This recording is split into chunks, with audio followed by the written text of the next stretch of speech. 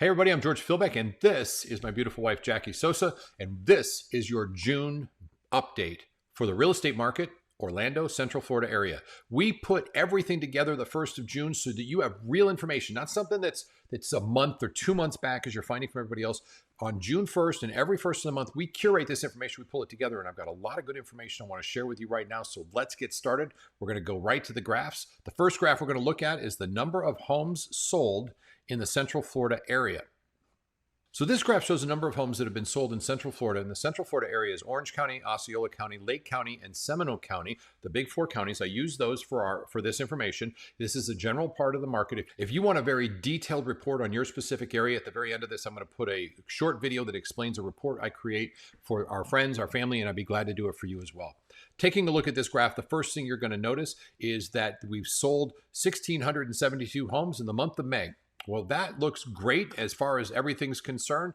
However, there's a problem because previously in May, we sold 2,800 homes in 2021, and in May of 2022, 2,400 homes. We are selling substantially less homes every single month, year over year. And that is because the market is freaked out by the interest rates. We'll cover that in just a minute. The average sale price is the next graph we're going to look at. And while this on the surface looks great because we're now at $461,562 average home sold in those 4 counties. And that's up. That actually beat a high of last year. However, that is not always a good thing.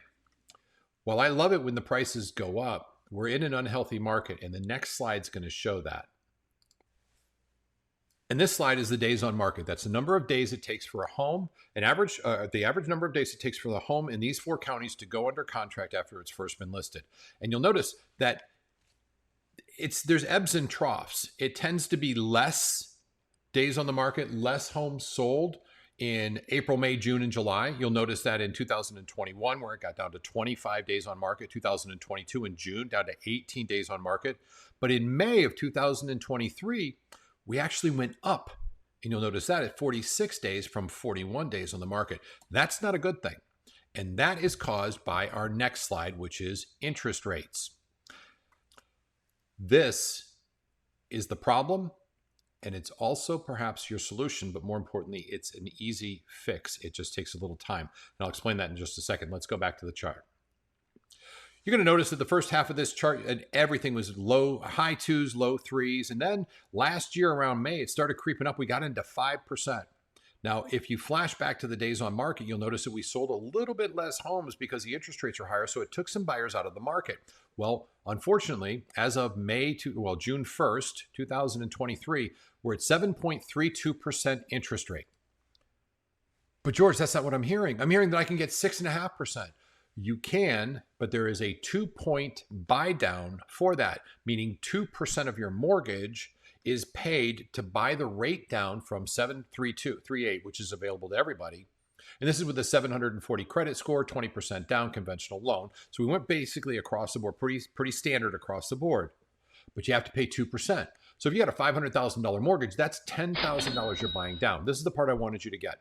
I wouldn't encourage, if you're buying, to do a buy down. I definitely wouldn't encourage, if you're selling, to buy a property with a buy down, and here's why. I'll explain it.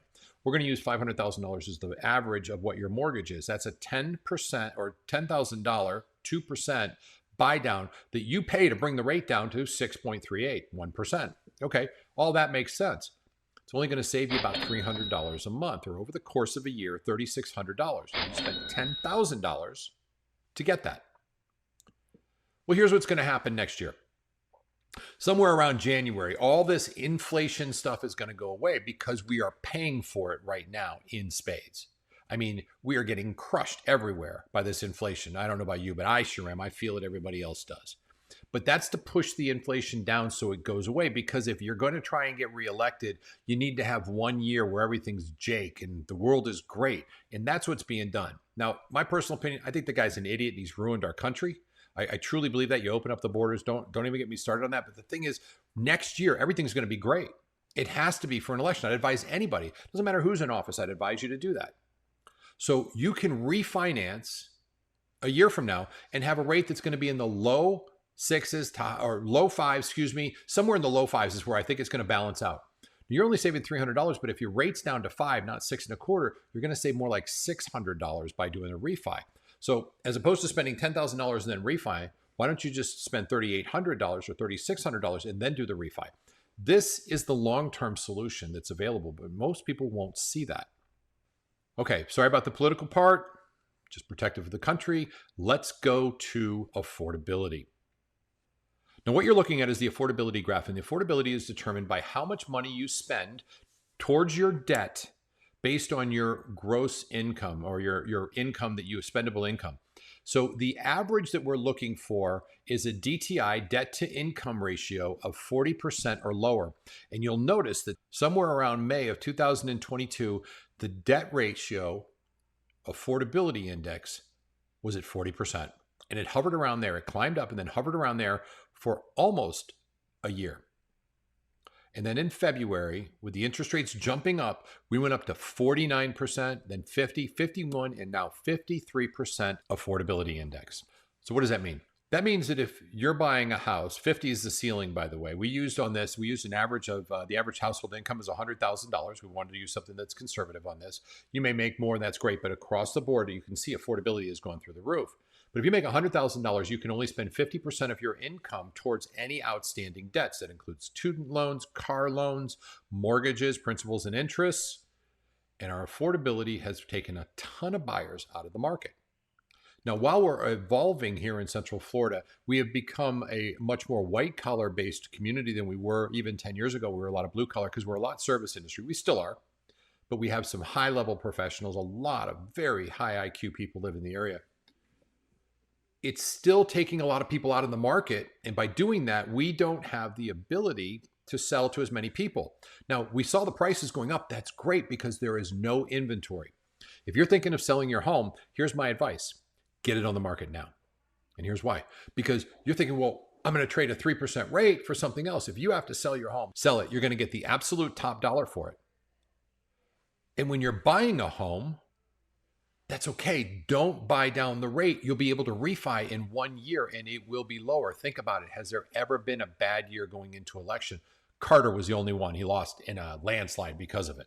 They will do anything to make it better. They're doing it right now. Why would they have such jacked up rates and high inflation? To correct the inflation and make it better for us. So we forget about it. All right. So we analyze this data. We do it every first of every month. If you like this, please hit subscribe. We'll promise you we'll put it in your inbox and waiting for you. We're glad to do it, glad to help for sure. Here's the thing. If you want to have something customized just for your home, you're really interested, what's your value, where you're at, you're considering the options of what you might want to do. I am going to show you a short video right now that shows a report that I make customized for everybody. I do it for my family and friends. I'd be glad to do it for you. There's a form down below. You can just fill it out and it tells me your address and the address of your property and your name, which I can always find on tax records, and I'll make one for you. Watch this, hit the subscribe button, and from Jacquie and myself, thank you. Have an amazing day. Here's a quick clip on that report. So the reports that we create for our friends and our family include obviously the information about the home as well as the current estimated value as you're seeing on these 2 pages. Now, we also go a lot deeper into home facts and the extended home facts as well. And this allows us to really refine our value. And you'll actually see that the last page we're going to talk about is the refined home value, which includes some adjustments that would be made as well. Now, this is a 81-page report that will be sent to you that is very specific to your home, your community, and everything else. It is important that you have all the facts when making such an important decision.